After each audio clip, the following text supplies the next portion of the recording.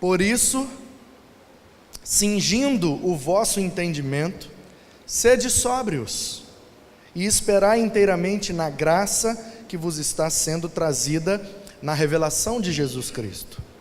Como filhos da obediência, não vos amoldeis às paixões que tinhais anteriormente na vossa ignorância. Pelo contrário, segundo é santo aquele que vos chamou, tornai-vos santos também, vós mesmos, em todo o vosso procedimento. Porque escrito está: sede santos, porque eu sou santo. Levítico capítulo 11, verso 44, 45, é onde está essa frase. Ora, verso 17: se vocês invocam como Pai aquele que, sem acepção de pessoas, julga segundo as obras de cada um, portai-vos com temor durante o tempo da vossa peregrinação, sabendo que não foi mediante coisas corruptíveis, como prata ou ouro, que fostes resgatados do vosso fútil procedimento, que vossos pais vos legaram, mas pelo precioso sangue, como de cordeiro, sem defeito, sem mácula, sem nenhuma mancha, o sangue de Cristo, conhecido com efeito antes da fundação do mundo, porém manifestado no fim dos tempos, por amor de vocês, que por meio dele, do sangue de Cristo, tendes fé em Deus, o qual o ressuscitou dentre os mortos e lhe deu glória, de sorte que a vossa fé e esperança estejam em Deus. Tendo purificado a vossa alma pela vossa obediência à verdade, tendo em vista o amor fraternal não fingido, amai-vos de coração uns aos outros ardentemente, pois fostes regenerados, não de semente corruptível, mas de incorruptível, mediante a palavra de Deus, a qual vive e é permanente. Pois toda a carne é como a erva, e toda a sua glória é como a flor da erva. Seca-se a erva, cai a sua flor. A palavra do Senhor, porém, permanece eternamente. Ora, esta é a palavra que vos foi evangelizada. Despojando-vos, portanto, de toda maldade e dolo, de hipocrisias e invejas, de toda sorte de maledicências, desejem ardentemente, como crianças recém-nascidas, o genuíno leite espiritual, para que por ele vos seja dado crescimento para salvação, se é que já tendes a experiência de que o Senhor é bondoso, chegando-vos para ele, a pedra que vive, rejeitada, sim, pelos homens, mas para com Deus, eleita e preciosa. Também vocês, como pedras vivas, são edificados casa espiritual para serdes sacerdócio santo, a fim de oferecerdes sacrifícios espirituais, agradáveis a Deus, por intermédio de Jesus Cristo. Pois isso está na Escritura: eis que ponho em Sião uma pedra angular, eleita e preciosa, e quem nela crer não será de modo algum envergonhado. Para vocês, portanto, os que creem, é a preciosidade, mas para os descrentes, a pedra que os construtores rejeitaram, essa veio a ser a principal pedra angular, e pedra de tropeço, rocha de ofensa, São estes os que tropeçam na palavra, sendo desobedientes para o que também foram postos. Vocês, porém, são uma raça eleita, sacerdócio real, nação santa, povo de propriedade exclusiva de Deus, a fim de proclamardes as virtudes daquele que vos chamou das trevas para a sua maravilhosa luz.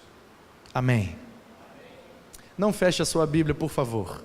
Você sabe que eu não tenho mensagem, eu tenho um texto. E o texto é esse aí, 1 de Pedro 1:13 até 2:9.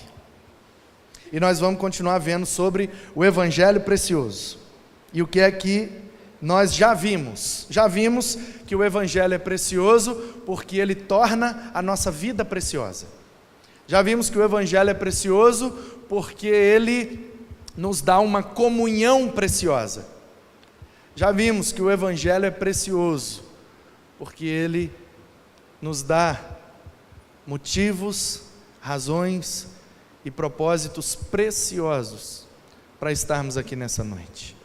E uma dessas razões, um desses motivos, é que por nós foi feita uma obra preciosa.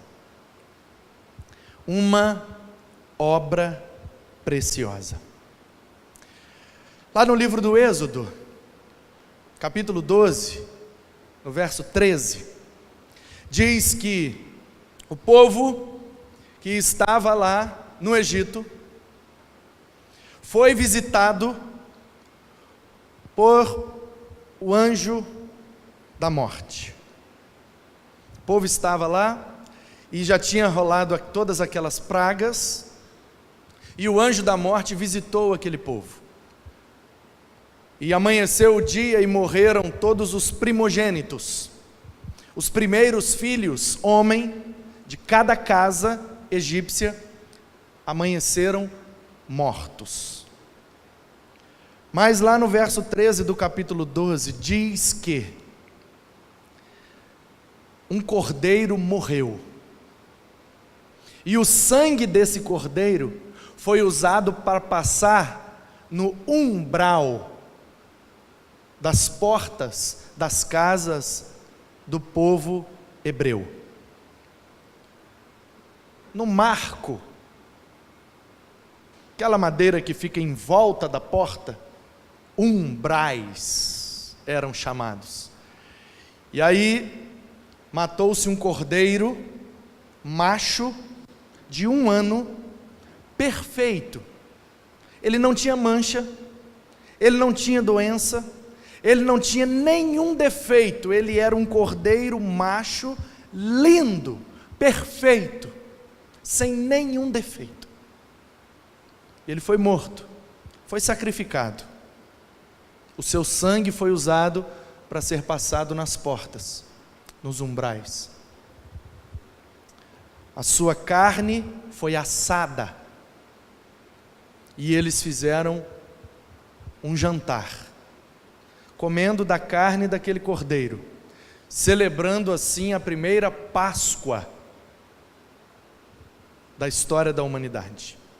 Deus disse que todo ano, naquela mesma época, o povo deveria refazer aquela festa, com aqueles mesmos elementos, para relembrar aquela noite. E Paulo, escrevendo aos Coríntios, no capítulo 5, verso 7, na primeira carta, ele diz que Cristo é o cordeiro da nossa Páscoa.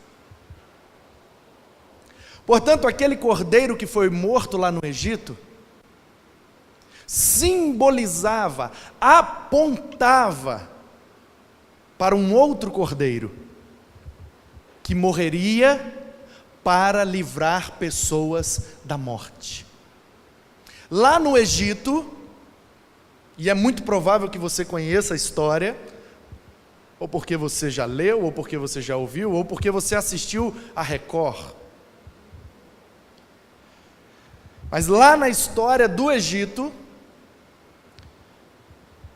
a história conta que quando o anjo da morte passou, ferindo todos os primogênitos das casas, aquela casa que tinha o sangue aspergido, eles pegavam uma bucha, uma trouxa de qualquer vegetal, ou pedaço de couro, é muito provável que tenha sido feito de papiro, um junco, uma planta, uma vegetação que dá na beira de rios, lagoas, e o rio Nilo é muito rico nesse tipo de vegetação, por isso que lá eles inventaram o papiro que dava para escrever, que é feito das fibras daquela vegetação. Então é bem provável que eles pegaram uns ramos de juncos e fizeram como se fossem, como é que eu vou falar? Chama brocha, não é que chama? É brocha, da ferramenta do pedreiro, que é assim um cabo com um negocinho assim que vai na coisa. E tem a trincha também, né? Que é mais quadradinha, como se fosse uma vassourinha que molha na água e para molhar a massa, para facilitar o trabalho do pedreiro. Então, numa espécie de trincha, eles fizeram no sangue do cordeiro e aspergiram, jogaram aquele sangue nos umbrais. E a Bíblia diz que quando o anjo da morte passou, a casa que tinha o sangue do cordeiro não foi atingida pela morte. É o que está escrito lá.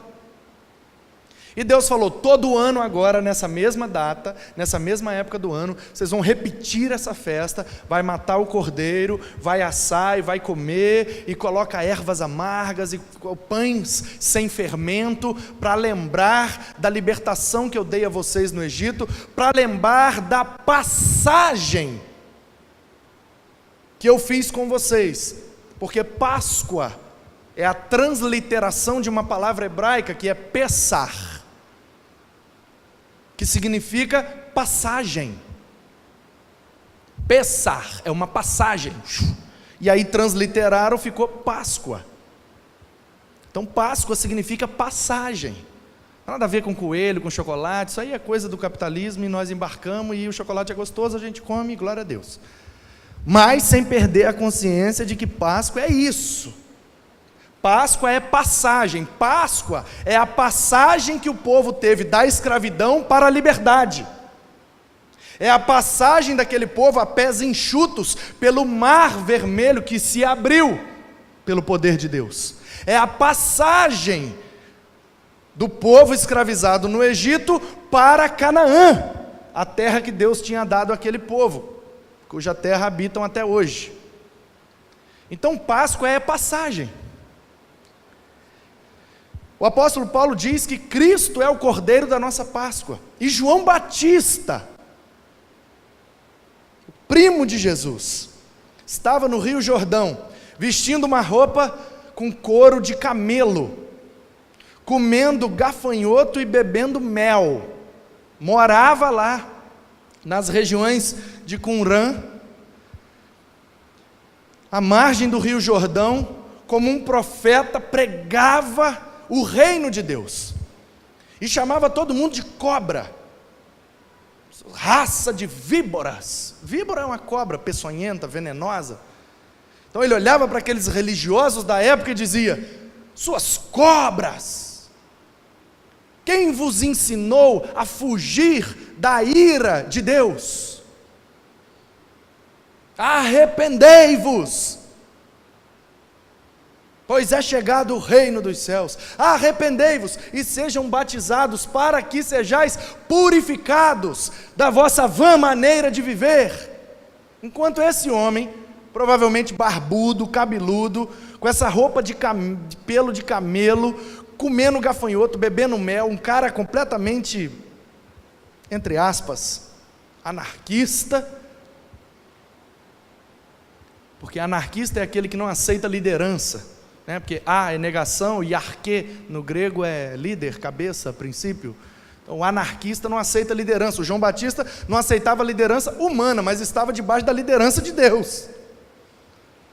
e dizia que o povo tinha que se arrepender. De repente, um belo dia ele está lá no Jordão, pregando, firme, ele avista o primo dele vindo, Jesus, e ele exclama, apontando para o seu primo: eis o Cordeiro de Deus, que tira o pecado do mundo. E Jesus chega até ele e diz: eu vim para ser batizado. E ele bugar é um verbo que a molecada inventou aí agora, né? Veio lá dos anos 2000, lembra que na passagem de 99 para 2000 ia dar o bug do milênio? Sabe de onde vem essa expressão? Bug é inseto, né? Bug, B-U-G, é inseto em inglês. E os computadores, lá no início, para serem potentes, eram muito grandes. E haviam computadores que enchiam o tamanho de uma sala. E um monte de fios, e um monte de cabos, e eletrodos, e não sei mais o que, e circuitos, e gigante, gigante. Hoje, o que eu tenho aqui na palma da minha mão é, 100 mil vezes mais potente do que um computador na década lá de 60, 70, e para ter, né, milhares de vezes menos potência e capacidade do que o que eu tenho hoje na palma da minha mão, tinha que encher uma sala de equipamentos para dar condição de ter muita memória, de ter muita capacidade, processador e tal, e etc. Aí, de vez em quando, entravam insetos. E aí, no meio daqueles diodos, daqueles capacitores, daqueles equipamentos eletrônicos, né, gigantes, funcionando ali. E aí vinha um insetinho, pousava numa daquelas conexões e dava curto-circuito. E aí, parava o computador. É daí que vem a expressão, deu bug. Porque o mosquito fez o computador parar. O inseto. E aí, os meninos, né, portuguesaram o termo, e aí quando o computador dá problema, quando dá pau, quando trava, eles falam que bugou, transformaram o verbo bugar, é igual o delete, né? Virou o verbo deletar, palavras que não são do nosso idioma, mas foram apropriadas do idioma e da cultura da informática americana. Pois bem, quando João Batista ouviu de Jesus que ele queria ser batizado, ele bugou, travou, deu tela azul no João Batista. Aí ele travou, e Jesus, vamos lá, rapaz, me batiza aí. Aí ele, mas, eu não sou digno nem de desamarrar a sandália do seu pé, rapaz. Como é que eu vou te batizar? Você é doido. O batismo aqui é para essas víboras, para essas cobras, para esse povo que está desobediente a Deus. Você não, cara, você é o Cordeiro de Deus, você é o imaculado, você não tem mancha, você não tem defeito, você não tem problema, você não tem pecado, você não tem nada do que se arrepender. Esse batismo para a purificação é para aqueles que se arrependem. Você, meu primo, que é o Emanuel, é o Deus conosco, é o próprio Deus encarnado, do que você tem que se arrepender se você é perfeito? E Jesus responde para ele: pode me batizar, porque só assim vai se cumprir a justiça de Deus. Na Bíblia está escrito assim: é necessário que se cumpra toda a justiça. O que é que Jesus está dizendo para o João Batista? Se o batismo é para aqueles que se arrependem dos seus pecados, para serem purificados, se o batismo simboliza a morte dos pecados e uma nova maneira de viver de acordo com a vontade de Deus, por que Jesus precisava passar pelo batismo, sendo que ele não tinha nenhum erro, nenhum pecado e não tinha necessidade de arrependimento? Por que Jesus disse que a justiça de Deus só se cumpriria se ele fosse batizado? Ele não tem pecado. Que pecados foram afogados naquela água do Jordão, quando Jesus foi imergido? Que pecados? O meu e o seu. Jesus foi batizado para dar exemplo. Nada disso. Jesus foi batizado para cumprir a justiça de Deus, para dar início à obra que Ele veio fazer por nós. Ele estava ali simbolizando na água o que depois Ele cumpriria na cruz do Calvário, derramando o seu sangue. E agora sim, tendo o sangue precioso derramado, o anjo da morte, quando passa, não pode mais tocar nos que se escondem atrás do sangue.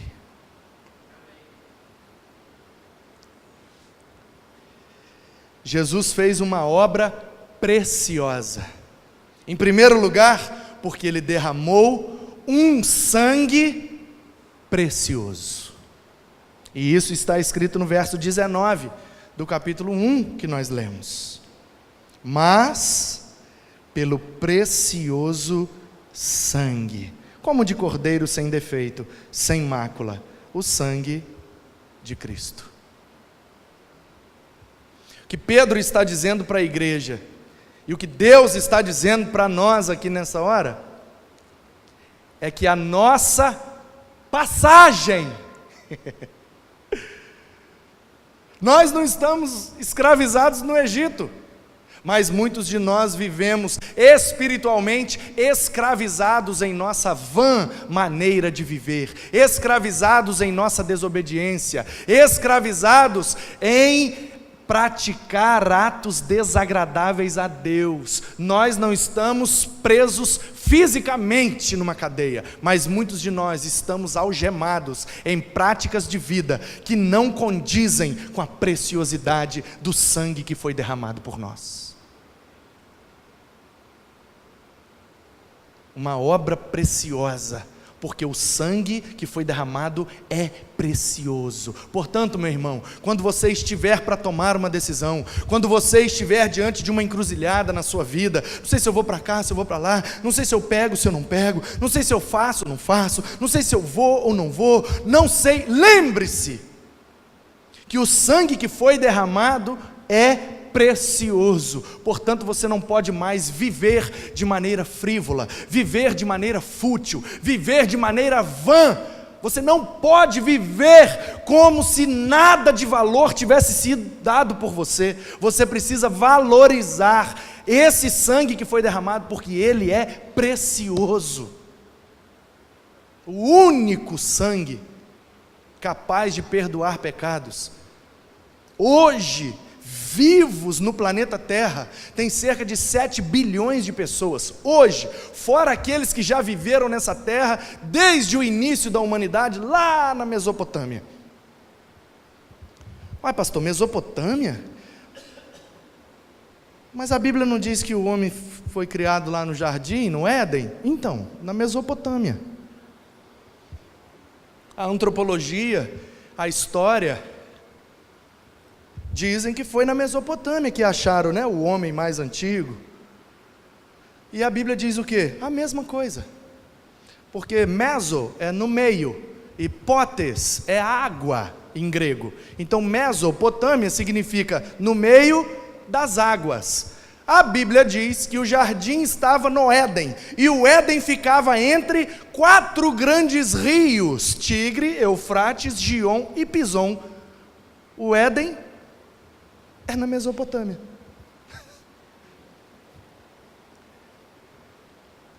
Está na Bíblia. Lê Gênesis lá para você ver, capítulo 1 e 2.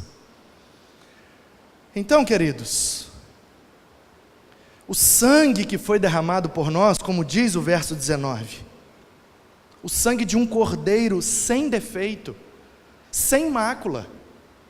Hoje tem 7 bilhões de pessoas, nenhuma dessas 7 bilhões de pessoas poderiam dar o seu sangue para nos perdoar, porque nenhuma é sem defeito. E em toda a história da humanidade, ninguém poderia ter dado o seu sangue, sacrificado a sua própria vida, como um cordeiro para perdoar pecados, para que pessoas pudessem fazer a passagem da escravidão para a liberdade, de uma terra de opressão para uma terra de promessas. Ninguém poderia dar a sua própria vida, ninguém poderia derramar o seu sangue, porque lá no Egito foi mostrado, ensinado, e Deus de maneira didática estava querendo mostrar para a humanidade que só pode derramar o sangue para proteger as pessoas da morte, o cordeiro sem mancha, sem defeito. Alguém aqui pode levantar a mão e dizer: eu não tenho nenhum defeito. Senão você poderia morrer para perdoar o pecado de alguém. Mas se você sair daqui e rodar todo o planeta, perguntando para 7 bilhões de pessoas, não tem nenhuma que tenha coragem, diante do espelho, de olhar e dizer: eu sou perfeito, eu não tenho nenhum defeito. Por isso que a obra é preciosa, porque o sangue que foi derramado é precioso, e a preciosidade desse sangue não é mística, a preciosidade desse sangue não é religiosa, a preciosidade desse sangue é de caráter. Jesus é o único ser humano que foi 100% perfeito. Nenhum erro, nenhum defeito, nenhum pecado, nenhum deslize, nenhum sem querer, nenhum sem pecado. E o escritor aos Hebreus diz que no Antigo Testamento, na antiga aliança, o povo levava um animal para que o sacerdote sacrificasse o animal, e pelo sangue daquele animal, a pessoa que levou o animal seria perdoada dos pecados. E aí o escritor aos Hebreus diz que nós, a igreja, temos um sumo sacerdote, mas a diferença do nosso sumo sacerdote para o sumo sacerdote do povo de toda a velha aliança, é que o nosso sumo sacerdote se sacrifica para perdoar os nossos pecados, e ele é o único sumo sacerdote que nunca cometeu pecados. Você está entendendo onde eu quero chegar? Quando você me procura para eu orar com você, por você, para que eu possa te aconselhar, te dar uma palavra, tirar uma dúvida, ou ministrar e servir a sua vida de qualquer maneira, você não pode olhar para mim com a expectativa de que eu sou o seu sacerdote, de que por minha causa Deus vai alcançar você com alguma graça. Não! Por quê? Porque eu sou pecador tanto quanto você. E é isso que o escritor aos Hebreus está dizendo. Se a gente consegue crer num homem que é tão problemático, defeituoso, maculado como eu, como que eu não consigo crer num sacerdote que é perfeito, santo, justo, reto, bom, irrepreensível em sua moral, ética e espiritualidade?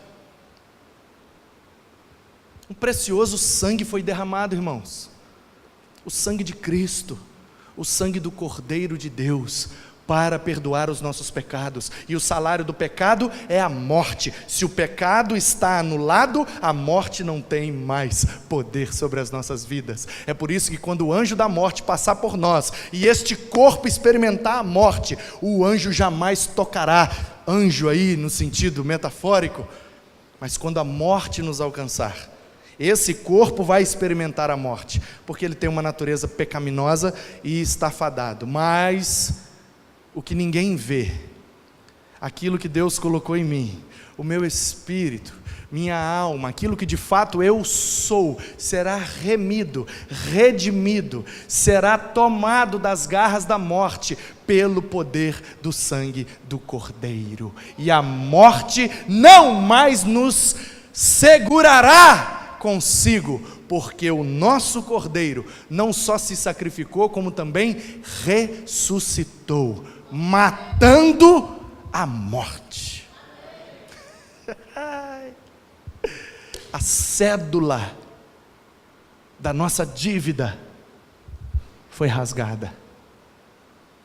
Quando a morte bater nas nossas vidas, e esse corpo vier a se separar do que não é corpo, certamente, o que nos dará a passagem para a liberdade, para a promessa, para a eternidade, a passagem é o precioso sangue de Cristo. Você não consegue se locomover de um lugar para o outro usando um transporte coletivo, público, sem pagar a passagem. Qual é a passagem que nos leva para a eternidade? O sangue precioso do Cordeiro. Uma obra preciosa, um sangue precioso, uma pedra preciosa. O verso de número 4 do capítulo 2 diz: chegando-vos para ele, Jesus, a pedra viva, rejeitada sim pelos homens, mas para com Deus, eleita e preciosa. Jesus é uma pedra preciosa. Ele fez uma obra preciosa, mas ele não fez usando madeira, ele não fez usando cimento, ele não fez usando vergalhão, ele fez usando a si mesmo, a pedra preciosa, que os construtores rejeitaram, mas Deus a transformou em pedra angular, em outra versão, pedra de esquina. Vou te explicar o que é que Pedro está querendo dizer para aquele povo. Essa linguagem é uma linguagem arquitetônica. O povo daquele tempo não morava em casas feitas de cimento ou de madeira, ou da maneira como hoje nós fazemos nossas casas. Aquele povo construía usando pedras. Só que ninguém era doido de construir usando pedras preciosas, porque podem ser facilmente roubadas. Imagina se cada tijolo que fez a sua casa fosse de ouro. Quando você dormisse de madrugada, o que ia dar de ponteiro lá? Tem, para arrancar o reboco e tirar o tijolo de ouro para roubar? Eu me lembro quando eu era criança, lá em Minas Gerais, um fato verídico. Tinha um homem, é sério, o apelido dele era Furabucho. Olha o nível. O apelido do homem era Furabucho. E o Furabucho tinha um filho.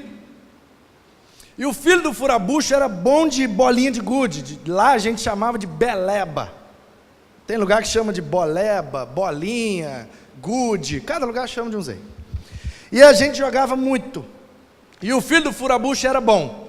E a gente jogava valendo. Ganhou, pega a bolinha do outro e tal. E ele tinha um caixote cheio de bolinha de gude, de beleba. Tinha daquelas de leite, tinha daquelas que tem uma unha, sei lá, uma sobrancelha, cada um chama de um jeito, um bigode e tal. Tinha verde, tinha azul, tinha aquelas meio oval, tem umas que saem meio oval, né? Tinha aquelas que a gente chamava de gasolina, que ela é marronzinha, feia, que é só para botar lá, para se perder vai a feia. Então, nós tivemos infância, né? Louvado seja Deus. O filho do Furabucho era bom, gente, e ele tinha um baú cheio de bolinha de gude. Ele era o melhor da cidade. Ele era bom mesmo, de longe assim, ele chegava a quebrar as bolinhas. E ele morreu. Não lembro do que, não lembro como, não sei se foi uma doença terminal, um câncer, alguma coisa. Eu sei que ele novo, sim, com seus 16, 17 anos, ele bom de bolinha de gude, menino bonito, inteligente, ensino médio, morreu. Não sei se foi um acidente, eu não me lembro. Eu era bem novo, estou falando bem novo assim, 8 anos, 9, 10 anos de idade no máximo. E aí o furabucho, coitado, ficou triste, perdeu o filho, aquela coisa, né? E aí fizeram o enterro, etc, etc, etc. O furabucho, para homenagear o filho, foi no cemitério, pediu autorização e construiu um mausoléu, que chama? Como é que chama aquele? Botou o caixão numa urna, mas faz aquela coisa bonita, que eles botam granito. Como é que chama aquilo? Uma lápide. Ok. Na verdade, a lápide é só a plaquinha que escreve, mas ok. Fez lá a urna,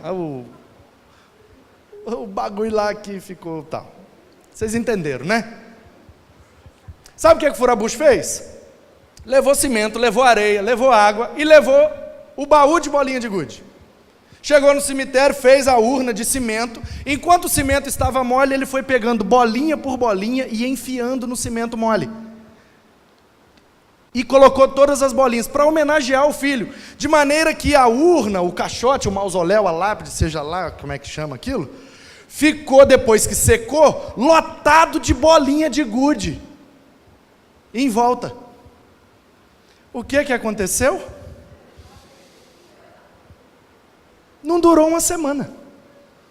Furabucho chegou lá no dia de finados para levar a flor para o menino, o caixotão todo picotado e não tinha nenhuma bolinha mais, porque nós, sim senhores, nós pulávamos de noite o cemitério e tome ponteiro e pim, pim, tum, uma bolinha, pim, pim, duas bolinhas, pim, pim, três bolinhas. E fomos arrancando e arrancamos todas as bolinhas. Cada bolinha top de linha, umas leitosas bonitas, raras. Eu vou deixar lá que o meu menino já morreu e não vai ligar não, tome, pim, pim, pim. Arrancamos todas as bolinhas. Por quê? Porque o furabucho construiu com coisa de valor. O Pedro está dizendo que Deus queria construir uma igreja. E ele construiu uma igreja de pedras, porque é com pedras que se constrói naquele contexto em que a carta foi escrita. Mas o que Deus revelou para o Pedro e inspirou para que ele passasse esse conhecimento para nós, é que Deus colocou na esquina, no ângulo, porque naquele tempo se construíam com pedras, então eles não faziam sapatas, como nós fazemos hoje, para ser a base de sustentação da obra. Eles colocavam na esquina do terreno. Aonde vai ser a casa? Vai ser daqui até lá, lá e lá. Beleza, eles vinham na esquina e botavam uma pedra grande, que aquela pedra seria a base. Buf! A pedra de esquina. Daqui para lá é o ângulo, daqui para lá é o ângulo. E a partir dessa pedra de esquina, eles iam colocando outra pedra, outra pedra, outra pedra, outra pedra, outra pedra. E ficava tudo amarrado naquela pedrona de esquina, e ela que dava sustentação para toda a construção. Pedro está dizendo que Deus queria construir uma igreja de maneira espiritual. Ele não queria de pedra, ele queria de algo precioso. E o que é que ele fez? O que é que ele tinha de mais precioso? O seu filho. Então ele botou o seu filho na esquina. Bum! E pegou cada um de nós, como igreja de Jesus, e foi colocando em cima dele. Por isso que a igreja é edificada em cima de Cristo. Cristo é a base da igreja, a pedra de esquina, a pedra angular, em que todas as outras pedras estão apoiadas, e ele dá suporte para todo o edifício que cresce para a glória de Deus.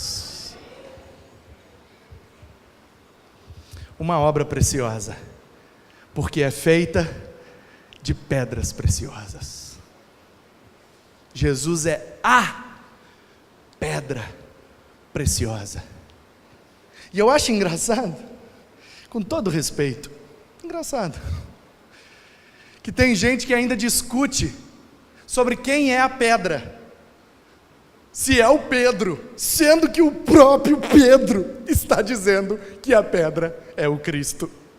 Me ajudem. Queridos, Pedro é uma pedra, como eu e você, mas a pedra é o Senhor, nosso Jesus Cristo, a pedra de esquina, a pedra preciosa, sobre a qual está edificada toda a igreja. uma obra preciosa, porque o sangue que foi derramado para pagar o preço dessa obra foi o sangue precioso de Cristo. Essa obra não foi paga com dinheiro, foi paga com sangue. Já ouviu alguém dizer: eu construí isso tudo aqui, mas eu derramei sangue, eu dei o sangue para construir isso? Já ouviu essa expressão? O que é que significa isso? Isso aqui tem um valor muito grande para mim, eu dei o sangue para isso acontecer.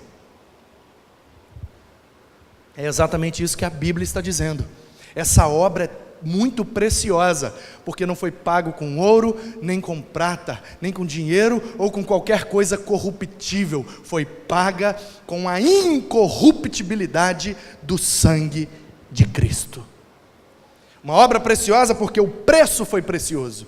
Uma obra preciosa porque o material é precioso. A pedra da base é a mais preciosa. E as pedrinhas que formam o edifício também são preciosas, porque estão cobertas com a preciosidade do sangue do Cordeiro. Cara, não é possível que você está entendendo o que eu estou entendendo? Que isso, gente, é muito precioso um negócio desse. Uma obra preciosa porque o preço é precioso. O precioso sangue, porque o material é precioso, as pedras preciosas, e porque a crença que nos faz entender isso é preciosa. Diz o verso 7 do capítulo 2: para vocês, portanto, os que creem, é a preciosidade. Quem crê? Para os que creem, essa obra é preciosa. Que Deus te abençoe na preciosidade do nome de Jesus. Que o precioso amor de Deus alcance o seu coração. Que a preciosa graça de Jesus te cubra nesta hora.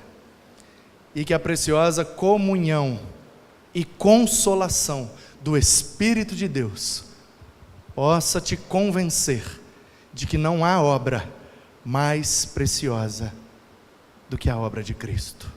Que Ele te abençoe. Amém.